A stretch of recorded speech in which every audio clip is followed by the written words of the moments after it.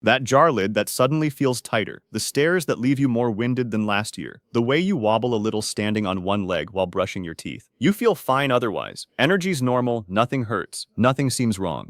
So why do these small, quick movements keep slipping first? None of it feels like aging. It feels like a bad night's sleep, a distracted moment, bad luck on a random Tuesday. You brush it off because there's no other reason to think twice. Nothing hurts. Nothing's screaming for attention.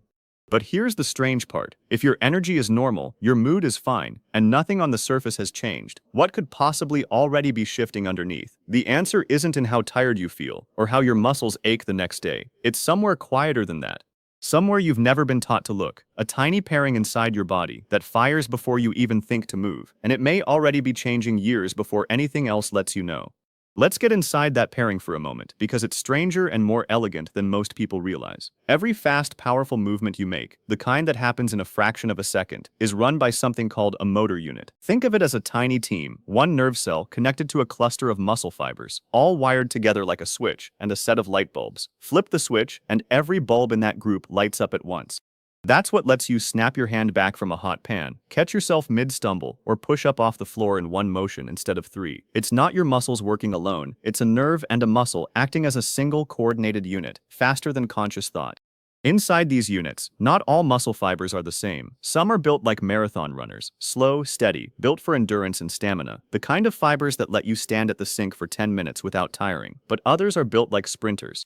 These are the fast-twitch fibers, and their entire purpose is explosive, short bursts of force. They don't care about lasting a long time. They care about firing hard, right now. They're what let you catch your balance the instant your foot slips on a curb, or react a half-second faster when something falls off a counter. Endurance fibers keep you going. Fast-twitch fibers keep you from falling. Here's where the story turns. Starting sometime in your 30s and continuing through your 40s, these fast-twitch fibers begin to shrink. Not dramatically, not all at once, but steadily, quietly, ahead of almost anything else happening in the body. They are, in a very real sense, the first fibers to start going.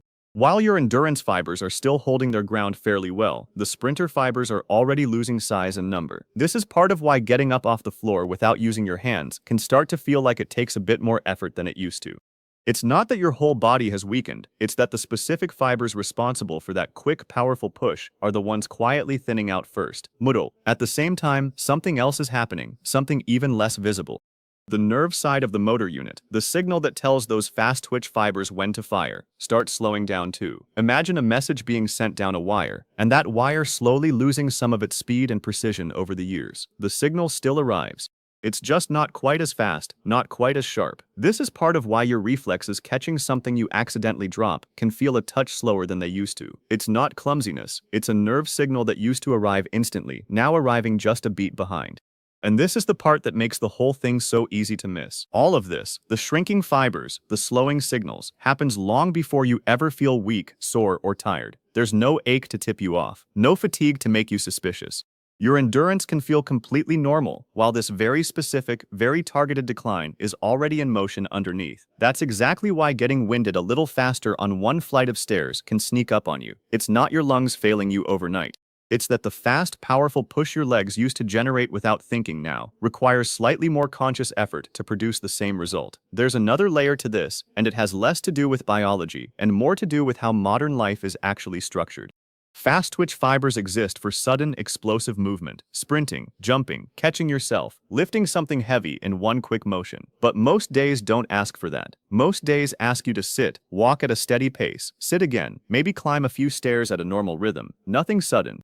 Nothing explosive, and fast-twitch fibers, more than almost any other tissue in the body, follow a simple rule. What isn't used starts to fade faster. So the natural age-related decline doesn't just happen on its own. It gets quietly accelerated by a lifestyle that rarely calls on these fibers to do the one thing they're built for. Because these fibers are the first to decline, and the least likely to be used in an average day, they end up revealing themselves in the smallest, quickest movements you make, the ones you'd never think to associate with aging. Wobbling a bit more when you stand on one leg with your eyes closed isn't really about your balance in some vague sense. It's about the fast-twitch fibers and nerve signals in your legs and hips needing to make split-second micro-adjustments to keep you upright. Adjustments that are slightly slower and slightly weaker than they once were. The wobble isn't random. It's a direct readout of exactly what's changing beneath the surface. Here's the part that changes everything about how you look at this. Fast twitch fibers and the nerve signals that drive them are not on a fixed one-way countdown. They're not like a candle burning down at a set pace no matter what you do. They respond to use, signal them, and they answer. Ignore them, and they fade faster. That single fact turns this whole story from something happening to you into something you can actually talk back to. So what does talking back to it actually look like? Nothing dramatic, nothing that requires equipment, a gym, or a plan. Once a day, sit down in a chair and stand back up quickly, without pushing off with your hands. Just your legs, firing fast, the way they're designed to. Or find a moment, maybe brushing your teeth, maybe waiting for coffee to brew, and lift one foot off the ground, holding a single leg balance for 10 to 20 seconds. That's the entire reset. 10 seconds here, one quick stand there. You're not training for a marathon, you're sending a signal, on purpose, to the exact system that's been quietly declining without your permission. Think about what's actually happening in that moment. When you stand up fast without your hands, you're asking your motor units to fire in that same explosive, all-at-once pattern they were built for. When you balance on one leg, your body has to make dozens of tiny, rapid corrections just to keep you upright, and each of those corrections runs through the same fast-twitch fibers and nerve pathways that have been slipping. You're not exercising in the traditional sense, you're checking in. You're tapping the exact wire that's gone a little quiet, and seeing if it still responds. And here's something worth sitting with for a second. None of this means your body is failing you. It's easy to hear about shrinking fibers and slowing signals and feel like something's wrong.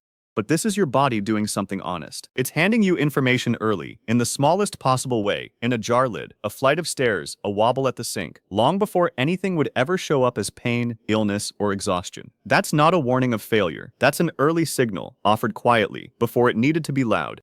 Over the next week, you don't need to track anything or measure anything. Just notice. Notice whether standing up quickly from the couch feels a touch more natural on day 5 than it did on day 1. Notice whether that single leg hold feels a little steadier, a little less like a wobble waiting to happen. You're not looking for a transformation. You're looking for a whisper of change, because that whisper is exactly the kind of signal this system runs on. And here's where it all comes back around. The next time a jar lid feels tighter than it should, or a set of stairs leaves you more winded than it used to, you won't be left wondering if it's just a bad day, or bad luck, or getting older in some vague, unexplainable way.